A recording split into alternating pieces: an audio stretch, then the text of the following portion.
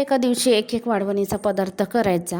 तर शनिवारी बटाटे आणले होते आणि बटाटे तुमच्याकडे कशा किलो आहेत? तर आमच्याकडे 25 रुपये किलो आहेत. आणि जास्ती घेतलं 5-6 किलो वगैरे असं घेतलं तर कमी करतात, 1-2 रुपये असं काही नाही.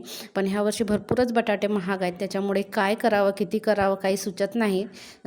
थोडं जास्त करायला गेलं तर बजेट बिघडते, पण करावंच लागते कारण लहान मुलांना आवडते आणि आवडीने खातात. बटाट्याची साल काढून चिप्स पाडून ठेवले होते. फक्त सकाळी उठून बटाटे शिजवायचे आणि चिप्स सुकवायला ठेवायचे, एवढंच बाकी राहिलं होतं.